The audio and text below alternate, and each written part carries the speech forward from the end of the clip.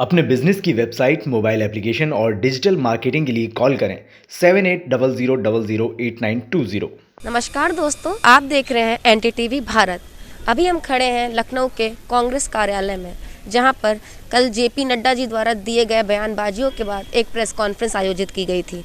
लड़की हूं, लड़ सकती हूं। कल भाजपा के अध्यक्ष जेपी नड्डा जी लखनऊ आए थे और उन्होंने लखनऊ आकर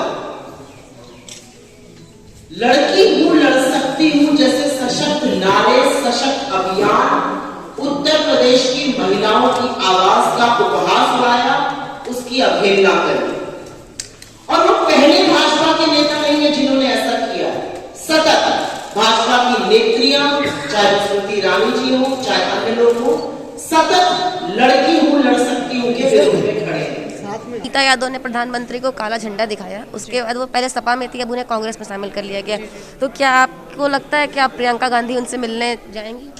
मैं समझती हूँ कि एक महिला के पैर में या व्हाटएवर जहाँ पे भी गोली मारी गई है, मैं समझती हूँ कि ये उत्तर प्रदेश में पहली बार नहीं हुआ। इससे पहले भी एक इलेक्शन हुआ था, जो ग्राम पंचायत के इलेक्शन हुआ था, उसमें आपने देखा किस तरह से महिलाओं की साड़ियाँ खींची गई। तो ये सवाल बनता है कि उत्तर प्रदेश में महिलाएं कितनी सुरक्षित हैं। बात ये नहीं है कि प्रियंका गांधी जी वहाँ पर जाएंगी, उनसे मिलेंगी, उनका हालचाल पूछेंगी, पर बात ये है कि उत्तर प्रदेश में महिलाओं की स्थिति क्या है।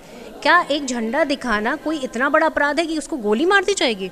तो ये तानाशाही है, और मैं समझती हूँ कि महिलाओं की सुरक्षा एक बार फिर जो है दयनीय स्थिति में है। इस बात का ये प्रूफ है पूरी तरीके से, और मैं समझती हूँ कि इस पर एक्शन लेना चाहिए सरकार को, और सफाई देनी चाहिए कि ये उनके राज्य में जो कहते हैं कि हमने राम राज्य स्थापित कर दिया, उनके राज्य में ये कैसे हो रहा है। मैम, ये जो लड़की हूँ, लड़ सकती हूँ, इस पर क्या लगता है? अगर सरकार बनती है तो क्या लड़कियाँ अपने आप को मतलब सुरक्षित समझेंगी? फिर देखिए, जैसा कि हमने सिर्फ लड़की हूँ, लड़ सकती हूँ कहने मात्र के लिए नहीं किया है। आप देखिए कि 40% भागीदारी अगर उनकी जो है टिकट वितरण में की जा रही है, तो उसके साथ में अन्य कई वादे किए जा रहे हैं, जिसमें जो है महिलाओं की पुलिस भर्ती में है, महिलाओं को जो है सरकारी नौकरियों में जगह देने की बात है, महिलाओं को ग्राम पंचायत लेवल पर जो है एक महिला पंचायत की बात की गई। तो हर लेवल पर महिलाओं के उत्थान की बात कही गई है, महिलाओं को स्वावलंबी बनाने की बात कही गई है, उनके आर्थिक, सामाजिक और राजनीतिक स्तर को ऊपर उठाने की बात की गई है। किस तरह से लड़कियों को बढ़ावा दिया जाएगा, मतलब उनके लिए क्या क्या योजनाएं? कुछ बेटे, यही योजनाएं जो मैंने आपको गिनाई हैं। देखिए, सबसे इंपॉर्टेंट चीज़ है कि उनको 40% टिकट में भागीदारी मिल रही है, फिर 40% जो नौकरियों में, सरकारी नौकरियों में भागीदारी मिलेगी। उसके साथ में आप देखिए कि किस तरह से पुलिस में जो है भर्ती की जाएगी, और उसके साथ में महिलाओं को ग्राम पंचायत लेवल पर जो है महिला पंचायत बनाने की जो है एक पूरी कवायद की जाएगी, और इसके साथ में उनको जो है कई तरह की अन्य सुविधाएं दी जाएंगी, ताकि वो अपने आप को हर स्तर पर मजबूत महसूस करें, चाहे वो सरकारी नौकरियां हो, चाहे वो पुलिस में नौकरियां हो, चाहे वो पढ़ाई से लिखाई हो, या फिर स्कूटी देने की बात हो, या स्मार्टफोन देने की बात हो। ये सब महिलाओं के अस्तित्व को निखारेगा, महिलाओं को स्वावलंबी बनाएगा, उनके सम्मान की रक्षा करेगा, उसके साथ में उनको इतना शक्तिशाली बना देगा ताकि वो अपनी जो है सुरक्षा स्वयं कर सकें। स्मार्टफोन तो अभी योगी जी भी बांट रहे हैं। देखिए, ये आज वो बांटने में मजबूर हो गए हैं, क्योंकि देखिए अब महिलाओं की बात करना उनके लिए ज़रूरी हो गया है, क्योंकि प्रियंका गांधी जी ने एक बेंचमार्क स्थापित कर दिया है, जहाँ पर उन्होंने सिर्फ महिलाओं की बात करके उन्हें ऊपर उठाने के लिए पूरी कवायद करी है। पूरा एक महिला विधान पत्र निकाला गया है, जिसमें सिर्फ महिलाओं के लिए घोषणाएं हैं। तो मैं समझती हूँ कि आज सबसे ज़्यादा ज़रूरी है कि महिलाओं को आर्थिक रूप से, राजनीतिक और सामाजिक रूप से सशक्त बनाया जाए, तभी जाकर महिलाएं इस देश के विकास में योगदान दे सकती हैं, और आधी आबादी इस देश के विकास में पूरा योगदान देगी। राजनीति में एक नई क्रांति की शुरुआत करी है। वो ये नहीं कहती कि एक खाली सिलेंडर दे दो, एक शौचालय बना दो तो लड़कियां वही तक सीमित हैं, वही लायक हैं।